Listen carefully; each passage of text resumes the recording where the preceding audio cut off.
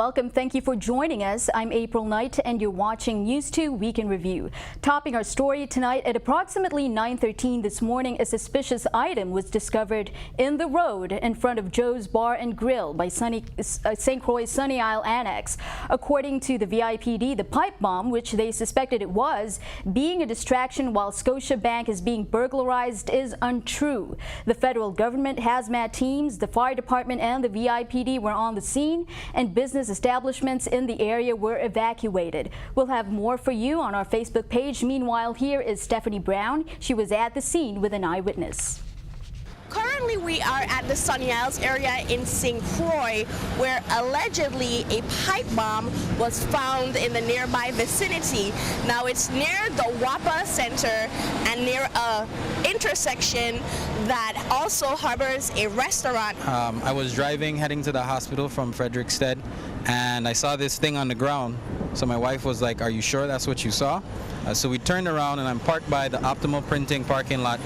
And I looked at it, and it looks like some type of pipe bomb device. I called 911 immediately, and they said there was another report, and they're going to be sending someone out immediately. The police came on, and when they saw it, they started to clear the area one time because they saw that it was indeed possibly a pipe bomb.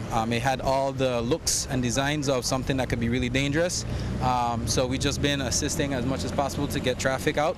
I am definitely not a professional, but it did have all the markings of what we've seen on the news or in video games. It was metallic, there was wires and taping, and it looked like similar structures to what you would see on news media. So definitely not safe, definitely not friendly, and we called VIPD. We'll have more for you on our Facebook page as soon as we get more information in.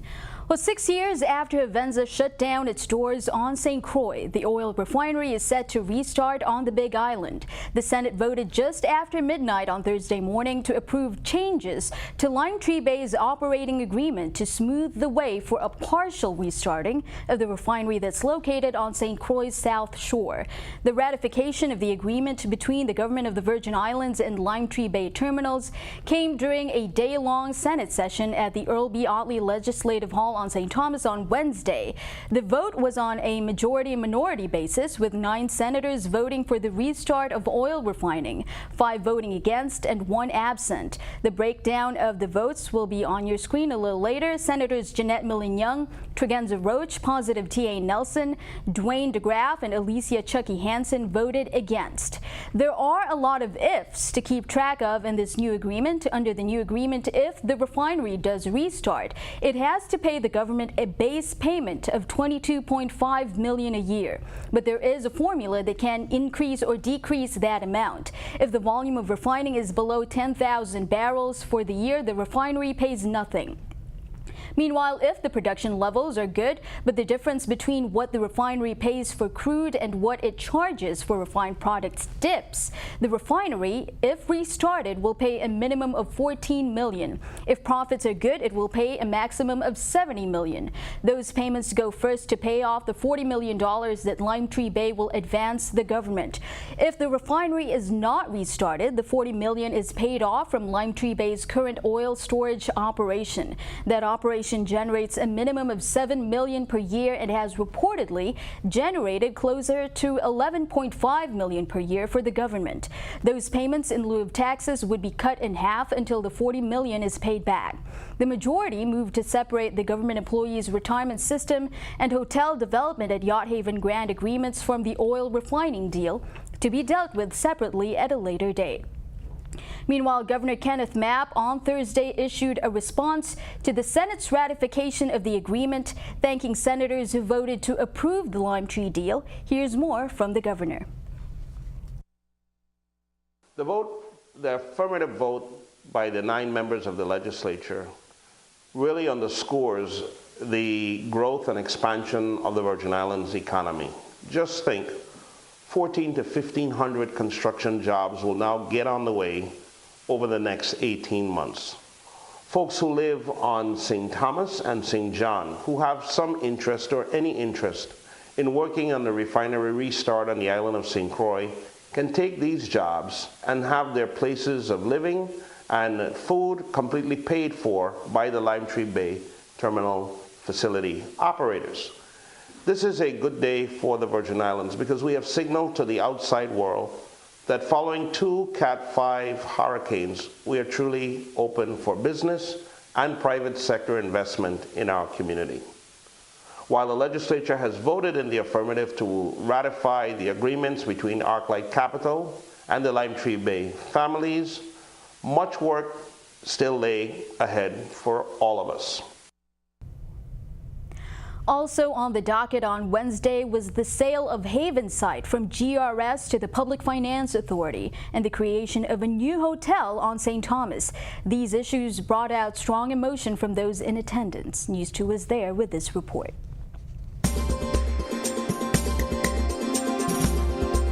On Wednesday, the Senate removed a deal that would have developed a new hotel in St. Thomas and new revenue for the government employee retirement system from the original oil refinery agreement at Lime Tree Bay terminals. As part of the deal to reopen the refinery, Governor Kenneth Mack presented the terms as an ominous package with multiple changes to the government retirement system's funding and board and a $10 million loan to a hotel developer.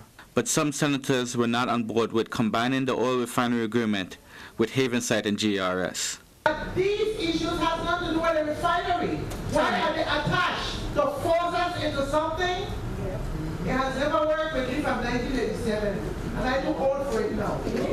The governor's deal would give 50% of the annual revenue from refinery operations directly to GERS, according to Governor Mapp. This should turn out to be about $300 million during the first 10 years, if all goes as planned. The governor also proposed the purchase of HAVENSIGHT Mall and the ground lease for a Port of Sale property, both of which is currently owned by GRS. According to the original deal, a successful purchase would see the Public Finance Authority taking ownership, and the West Indian Company, the PFA's subsidiary, would manage the properties. But senators asked if HAVENSIGHT was still making a profit, why should GRS sell it? GRS is the most critical thing we have in the Virgin Islands. Most critical thing. If I'm sick and my doctor can't get me cured, he tells me for the last 6 months, a year, hey, Smith, you're sick, you're sick, you're sick. You know what? I want a second and third opinion. So in other words, if Mr. Nick's been around GRS forever, saying the same thing forever, and getting paid top dollar forever, we need a different person to look at that situation and guide us where we need to go. The hotel development and GRS agreements will be made part of a separate bill, and there may be 2 other measures to appropriate funding for various government arms, such as the Department of Planning and Natural Resources and Labor, to help with environmental enforcement and job protection. For News 2, this is James Gardner.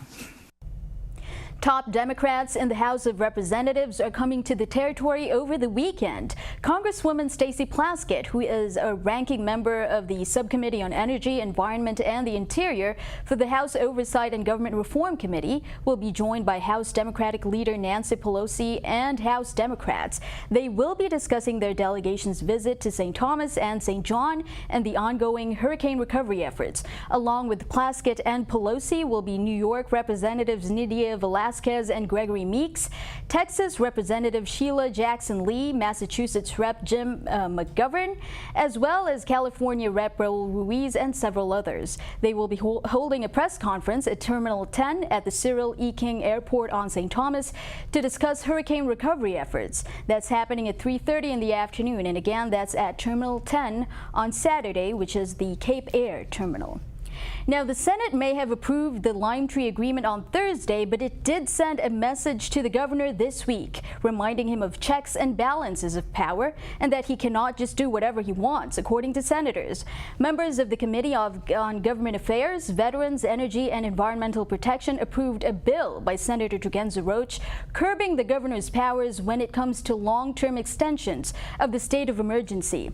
The territory's state of emergency has been extended 9 times since the hurricanes, a total of roughly 10 months. Under Roach's proposal, the governor can extend the state of emergency only once, bringing it to about 60 days. Beyond that, the governor will have to go to the legislature 5 days before the then current state of emergency ends and justify the extension.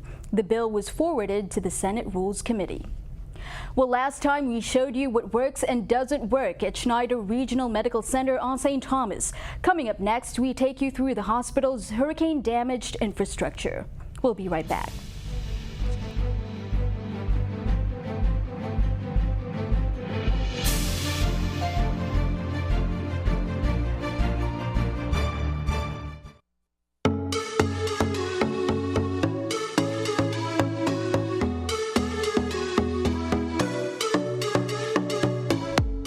Welcome back. In the first part of our series of stories on Schneider Hospital's hurricane recovery, we showed you the current status of hospital operations. According to officials, they remain CMS compliant, and although they're working with fewer operating rooms and fewer beds and a severe staffing shortage, they said they're still able to serve the needs of Virgin Islanders. Still, there's the matter of the remaining unrepaired areas of the hospital and the Charlotte Kimmelman Cancer Center building that's still out of commission. We spoke to Schneider's facilities chief, Daryl Smalls, on the health of the hospital's physical plant and the big decisions that they need to make on its future.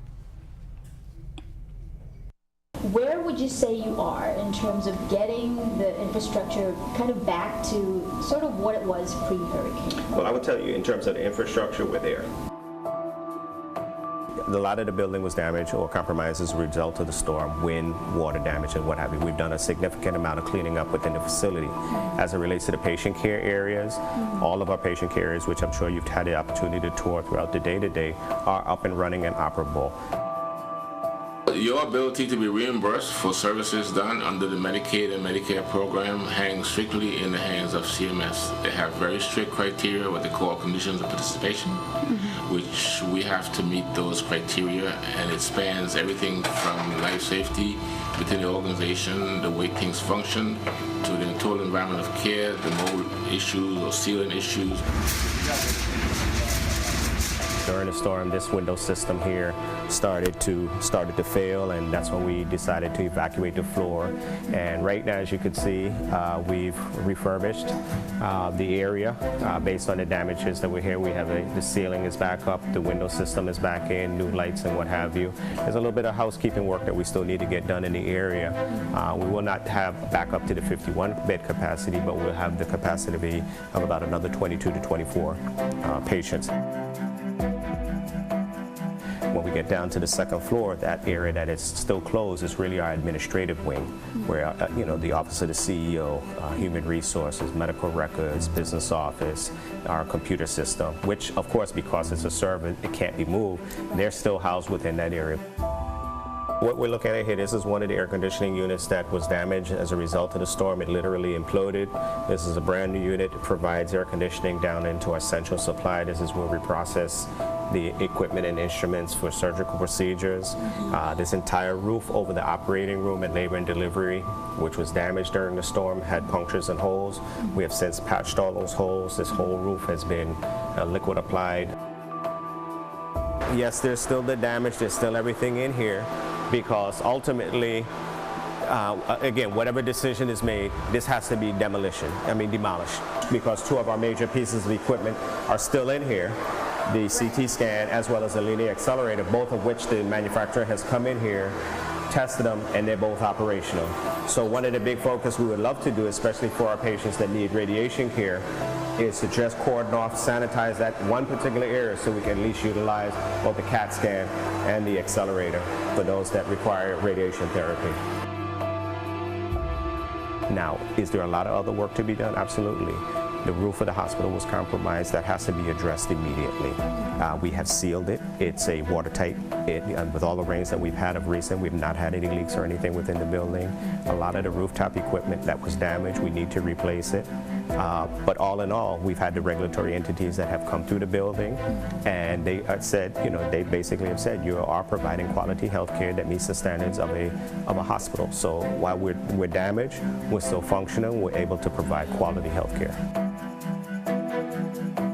St. John First, Mary Keaton, 10 of the modular structures are on the island, and they're currently being constructed and rigged together for operationality sometime maybe about August, I was told. You must understand that they are very small. They're about 2,500 square feet of space as compared to Mary Keaton, which was 28,000 square feet of operational space. The modular hospital system provides an opportunity for the hospital to totally vacate this structure and move into the temporary structure. What we're looking at is possibly about an 80,000 square foot entity or structure outside. This hospital is a 200,000 square foot. We don't utilize all 200,000 square feet. However, we'll be able to provide the quality health care within that structure. If it meets the 50% FEMA rule in terms of the cost to repair the building versus the total cost of replacing the building, decision will be made whether or not the building continues as is or a new structure is needed for this hospital. It would be a situation where there would be no gap in the services, right? There should not be a gap in the services. We cannot afford a gap in the services because we're the only facility on the island that deals with the patient care issues. We will keep you updated on what the hospital's next steps will be infrastructure-wise based on assessments of federal agencies on the extent of the damage to the buildings. If you are taking blood pressure medication containing the drug valsartan, go to your doctor and ask for an alternative drug. The Food and Drug Administration recently issued a recall notice for various products containing that substance because of the presence of impurities, which is classified as a probable carcinogen according to the World Health Organization. Affected markets include the United States, Europe, and Asia, but even areas that do not have that product in their markets are advised to be careful because of some folks filling their prescriptions overseas. Manufacturers of the recalled products often produce multiple dosage strengths. However, not all of them are being recalled, so make sure that you check the FDA website, fda.gov, for an updated list of products included in that recall. Again, patients who are taking valsartan tablets are being advised to consult with your physicians or pharmacists for other treatment options. Police are looking for a missing man who suffers from dementia on Christiansted on St. Croix. On Tuesday evening, July 24th, a family member reported that Timothy Howard left his home on Tuesday, July 24th at approximately 8 a.m. and that was the last time that he was seen. Howard is 57 years old. He's a Caucasian who suffers from dementia. He is 5'6" tall. He weighs about 150 pounds. Blue eyes, brown hair with a light complexion. He frequents the Princess area in Christiansted, and he is of slim build. He was last seen wearing a navy blue baseball cap, blue jeans, brownish tan sneakers. Anyone who came in contact with Howard, please call the VIPD at the Anselmo Marshal Command. That number is 773-2530 or call 911. Well, if you want to get involved with saving our beautiful beaches, here's your chance. The Virgin Islands Conservation Society is teaming up with the Virgin Islands Department of Planning and Natural Resources. VI Clean Coasts campaign, they're launching on August 1st. These organizations are taking on ocean plastic and riding a wave of support from consumers who are now calling on businesses and the government to join the fight against plastic pollution. The Clean Coasts campaign aims to celebrate existing green practices and educate the community about eliminating single-use plastics in the territory. If you want more information on this, or if your business wants to take the pledge to go green, visit the DPNR website at dpnr.vi.gov. Coming up next, we have your News 2 AccuWeather forecast, as well as a sneak peek on a big event happening over the weekend. We'll be right back.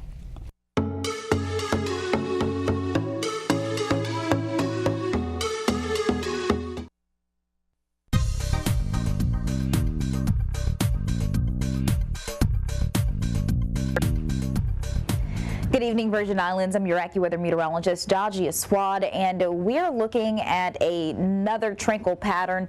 We don't have a whole bunch of moisture. We're going to continue to watch the upper atmosphere remain pretty dry. We notice on the current satellite there is a plume of moisture to the north of us. That won't be impacting the Virgin Islands for tonight. And here's a closer look.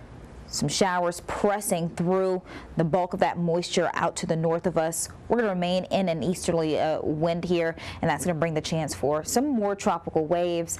And a chance for a few showers. Partly cloudy tonight with a low of 79 degrees. We head into tomorrow, partial sunshine in St. John's with a high of 88, and St. Thomas topping off at 88 as well. Once again, we cannot rule out showers here, as we will be watching those easterly trade winds try to bring in some more clouds and moisture.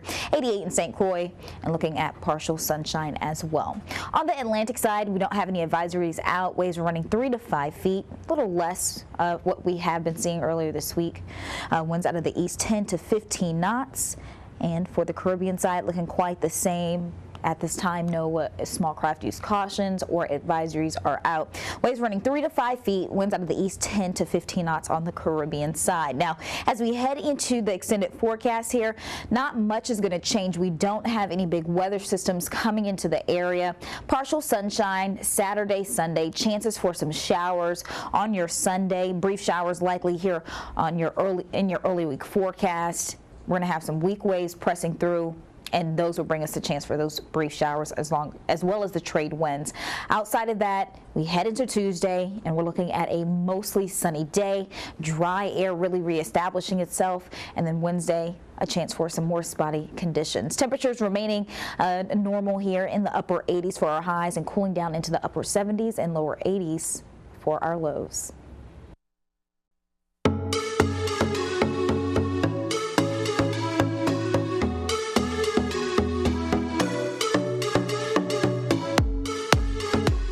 Welcome back. Turning our attention to our Caribbean neighbors, Nevis Culturama Festival is in full swing. The almost 2-week event started on Thursday, and it goes on until August 7th.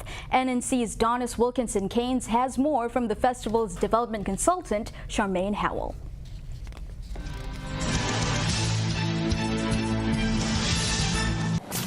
The official opening of Culturama 44 takes place tomorrow, Thursday, July 26th at the Cultural Village. And we'll be having an interesting lineup, which will be hosted by our senior pageant contestants. So we'll have the ladies from Miss Culture and Miss Swimwear, along with the gentleman from Mr. Cool, actually introducing the program as the night goes along. We'll see our talented youth contestants make an appearance, and some of our other performers, our Soca Monarch artists. Our reigning Calypso Monarch, King Hollywood, will also be there. Festival Development Consultant at the Culturama Secretariat, Charmaine Howell, noted that Sir Arthur France will be responsible for officially launching the festival. To officially open our festival, we will be welcoming Mr. Arthur France, who hails from Mount Lily.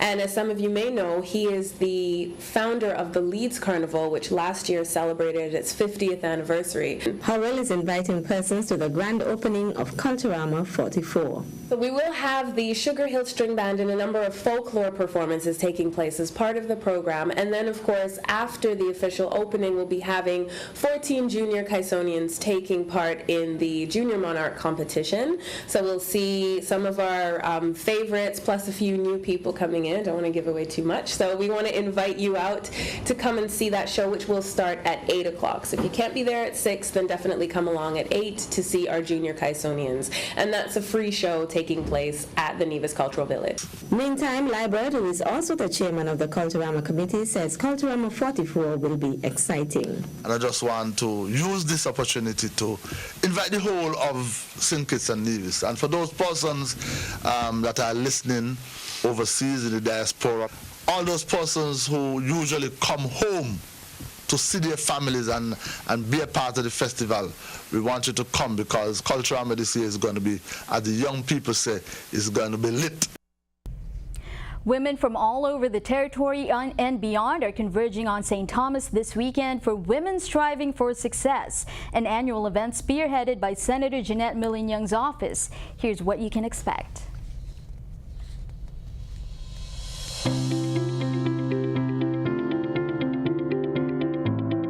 In this time that we are living in, it is so imperative that we take the opportunity to maximize every single moment. In fact, I heard somebody once say, they simply said, show up in every moment like you were meant to be there.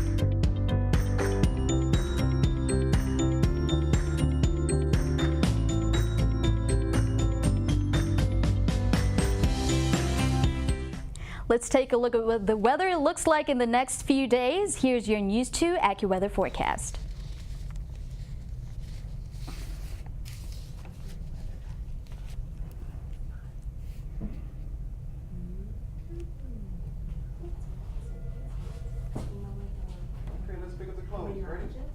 Yeah.